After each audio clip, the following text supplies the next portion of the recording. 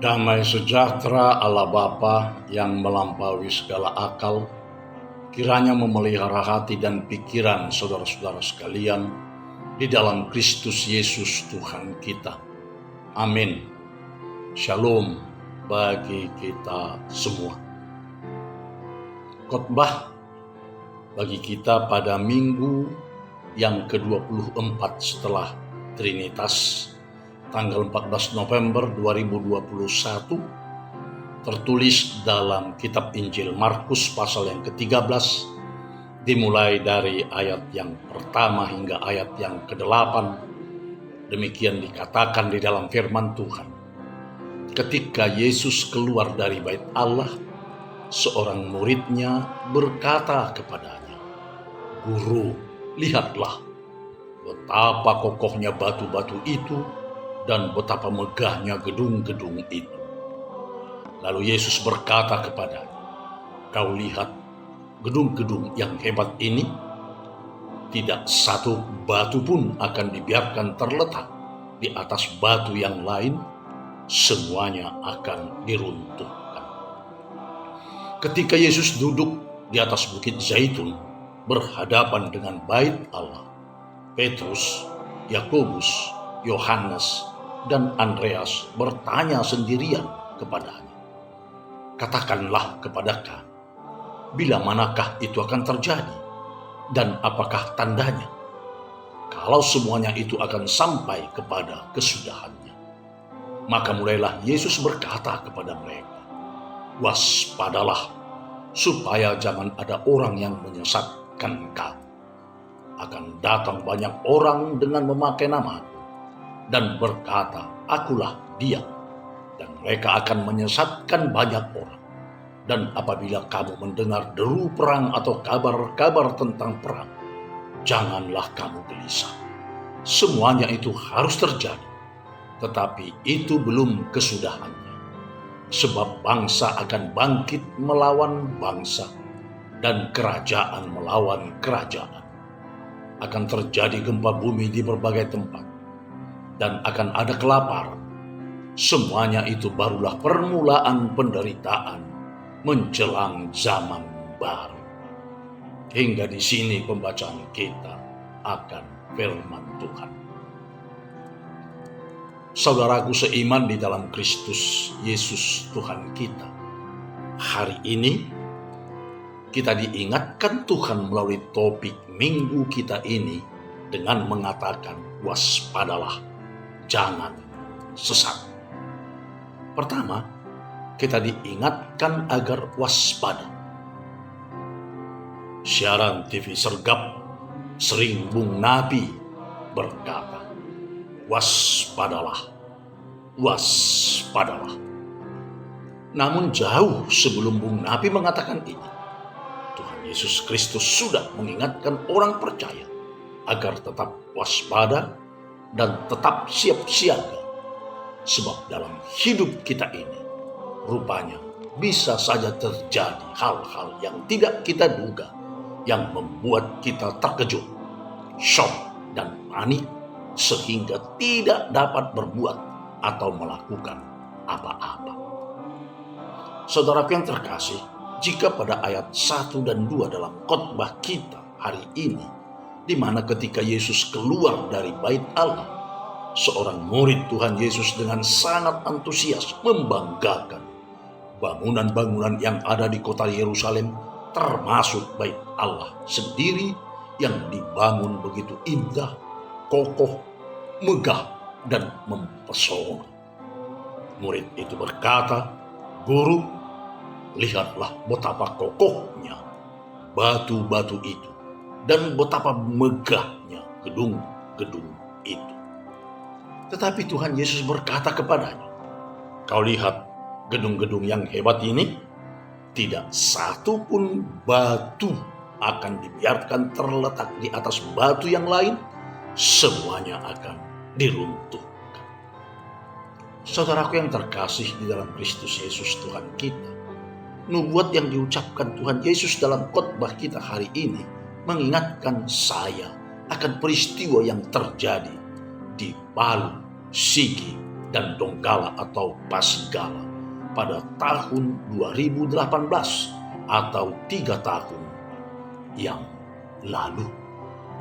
Tepatnya Jumat 28 September 2018, di mana terjadi peristiwa yang sangat mengerikan dan juga memilukan.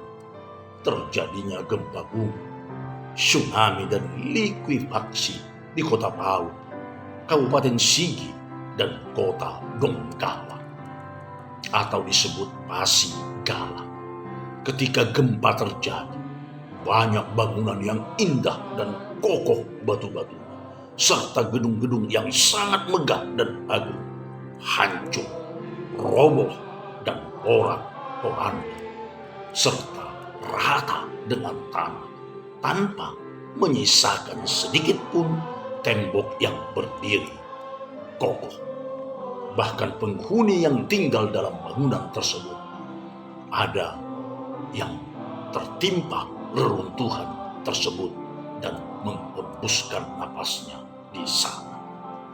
Tidak lebih dari 30 detik kemudian, setelah gempa bumi, tsunami pun melanda bangunan yang ada di sekitar pantai Teluk Palu, bahkan menghanyutkan kendaraan yang sedang parkir di sekitar pantai Teluk tersebut. Di daerah Perumnas Balaroa dan perumahan Petobo terjadi likuifaksi. Di Perumnas Balaroa ada sekitar 1.500 rumah serta bangunan yang amblas ditelan oleh bumi. Bahkan ada yang tertanam sedalam 12 meter atau 10 meter atau 8, 6 hingga 3 atau sedalam 2 meter. Tangisan dan raungan serta teriakan minta tolong oleh insan ciptaan Tuhan terdengar sangat memilukan dari dalam bangunan yang amblas ditelan bumi. Di kepekatan malam gelap yang tiada setitik pun cahaya karena penerangan listrik telah padam. Di perumahan Petobo, lumpur keluar dari dalam tanah menimbun bangunan dan penghuninya. Di Jonoge atau Kabupaten Sigi, tanah bergerak bergeser sejauh 2 km dan menyapu bersih seluruh bangunan dan juga pepohonan serta manusia. Saudaraku, hari ini khotbah kita seolah-olah membuat kilas balik bagi saya. Peristiwa yang saya alami sendiri, yang sepanjang perjalanan hidup saya tidak akan pernah saya lupakan. Bahkan saat ini, ketika Yesus berkata, "Kau lihat gedung-gedung yang hebat ini? Tidak satu batu pun akan dibiarkan terletak di atas batu yang lain. Semuanya akan diruntuhkan." Saudaraku yang dikasihi Kristus, setelah peristiwa ini terjadi, banyak sekali orang-orang yang berkata, rumah, bangunan, mobil mewah musnah ditelan bumi, dihanyutkan tsunami, dan ditanam oleh lumpur. Tiada gunanya kita mendirikan rumah dan bangunan yang megah, yang indah, serta memiliki mobil mewah yang semuanya harganya hingga ratusan juta, bahkan miliaran rupiah. Namun akhirnya sirna bagaikan angin berlalu tanpa menyisakan sedikit pun pertanda kepemilikan kita. Bukankah lebih baik seandainya kita membangun rumah atau bangunan lainnya dengan bangunan yang sederhana dan biaya umpamanya hanya puluhan juta saja? Begitulah ocehan, ucapan orang-orang saat itu. Tetapi saudaraku, siapa yang dapat menduga hal ini akan terjadi? Bukankah hal ini juga yang dipertanyakan oleh murid-murid Tuhan Yesus ketika Yesus duduk di atas bukit Zaitun berhadapan dengan bait Allah? Petrus, Yakobus, Yohanes, dan Andreas bertanya sendirian kepadanya, "Katakanlah kepada kami, Bila manakah itu akan terjadi? Dan apakah tandanya kalau semuanya itu akan sampai kepada kesudahannya? Saudaraku yang terkasih, yang pasti tiada seorang pun yang dapat mengetahuinya kapan terjadi. Namun Tuhan Yesus telah bernubuat, waspadalah, berhati-hati dan wanti-wanti. Jangan kita sombong, angkuh dan pongah. Jangan menyombongkan kemegahan diri dan kepemilikan. Karena kita tahu segalanya bisa saja terjadi dan tanpa kita duga. Yang penting waspadalah, waspadalah. Yang kedua, jangan sesat. Saudaraku seiman di dalam Kristus Yesus Tuhan kita. Peringatan kedua yang diucapkan Tuhan Yesus Kristus ini adalah jangan sesat. Ketika para murid bertanya kepada Tuhan Yesus dengan bertanya, katakanlah kepada kami, bila manakah itu akan terjadi? Dan apakah tandanya kalau semuanya itu akan sampai kepada kesudahannya? Maka mulailah Yesus berkata kepada mereka, waspadalah, supaya jangan ada orang yang menyesatkan kamu. Yesus mengingatkan para murid dan juga kita yang hidup di zaman kita sekarang ini, agar jangan mau disesatkan oleh siapapun. Hati-hati, sebab akan datang banyak orang dengan memakai namaku, itu kata Yesus, dan berkata, akulah dia, dan mereka akan menyesatkan banyak orang. Sudah banyak sekali orang yang menjual ayat-ayat Alkitab dengan mengutip-ngutip ayat-ayat tersebut sesuai dengan selera pribadi manusia demi keuntungan diri sendiri. Berhati-hatilah saudara. Lebih jauh Yesus mengingatkan, dan apabila kamu mendengar deru perang atau kabar-kabar tentang perang, janganlah kamu gelisah. Semuanya itu harus terjadi, tetapi itu belum kesudahannya. Sebab bangsa akan bangkit melawan bangsa, dan kerajaan melawan kerajaan. Akan terjadi gempa bumi di berbagai tempat, dan akan ada kelaparan. Semuanya itu barulah permulaan penderitaan menjelang zaman baru. Saudaraku seiman, pernah pendeta Eka Dharma Putra almarhum menulis dalam khotbahnya bahwa ada seorang imam Katolik yang bernama Richard Rohr menulis buku yang berencana Yesus untuk sebuah dunia baru. Rohr mengatakan bahwa dalam kehidupan pribadi orang per orang maupun dalam kehidupan bersama di dunia kita sekarang ini, ada 3 budaya yang berkuasa dan menentukan. Ketiganya berbeda wujud, namun rohnya sama. Pertama adalah budaya politik. Katanya budaya politik yang dominan sekarang adalah manipulasi. Manipulasi kekuasaan. Dengan manipulasi, kuasa diperoleh. Secara manipulatif, kuasa dipertahankan. Dan untuk manipulasi pula, kuasa dimanfaatkan. Yang kedua, kata Richard Rohr, adalah budaya ekonomi. Ekonomi menempati ranking atas. Sebab selama manusia masih terdiri dari darah dan daging, tidak kebal rasa atau mati raga. Dan selama kebutuhan hidupnya tidak tersedia dengan percuma, manusia mau atau tidak mau adalah makhluk ekonomi. Homo economicus. Hanya sayangnya, budaya ekonomi yang menguasai gaya hidup zaman ini intinya juga manipulasi. Manipulasi kekayaan. Cermatilah kegiatan ekonomi di sekitar Anda. Bukankah pada dasarnya adalah kegiatan siapa memanipulasi siapa?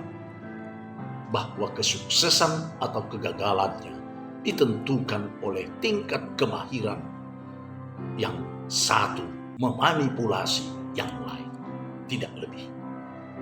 Akhirnya, jenis budaya yang ketiga yang mendominasi kehidupan manusia dewasa ini, kata Richard Rohr, adalah budaya agama. Tanpa diperkirakan sebelumnya, peranannya melompat drastis cuma dalam waktu beberapa dasawarsa terakhir. Bagaikan oktopus raksasa, kini tentakel-tentakelnya menjulur dan membelit kemana-mana. Apakah ini berarti bahwa manusia pasca modern telah bertobat total? Kembali mengorientasikan diri kepada yang benar, yang baik dan yang kudus? Ternyata tidak. Sebab menurut Rohr, budaya agama ini pun pada umumnya adalah manipulasi. Anda mesti ingat bahwa manipulasi yang paling canggih adalah ketika yang termanipulasi sama sekali tidak sadar bahwa ia sedang dijadikan objek manipulasi. Disitulah hebatnya daya manipulatif agama ini. Bagaikan nikmat candu, orang merasa dibawa ke surga, padahal sedang digiring ke neraka. Guna membenarkan tindakan manipulatifnya, nama Allah dan ayat-ayat suci dimanipulasi, baik untuk menanggung keuntungan politik maupun untuk mempertebal kocek sendiri. Kehebatan tiga budaya yang telah disebutkan di atas tadi begitu berhasil mencengkeram pola pikir, pola sikap, dan pola tindak manusia. Adalah kelihayan mereka memperdaya objeknya. Memanipulasi tanpa sang objek merasa dimanipulasi. Silahkan Anda tanyai para remonstran bayaran, yang sebagian terbesar mereka mengatakan bahwa mereka tidak dimanipulasi. Oleh sebab itu, saudaraku yang dikasihi oleh Kristus Yesus, Tuhan kita, Tuhan Yesus Kristus berkata, Tuhan Yesus Kristus mengingatkan kita, waspadalah, jangan mau disesatkan, tetaplah berpegang pada Tuhan kita Yesus Kristus, dan tetaplah berpegang pada apa yang telah kita imani dan kita yakini serta kita hidupi di dalam kehidupan kita pada saat ini. Tuhan Yesus memberkati. Amin.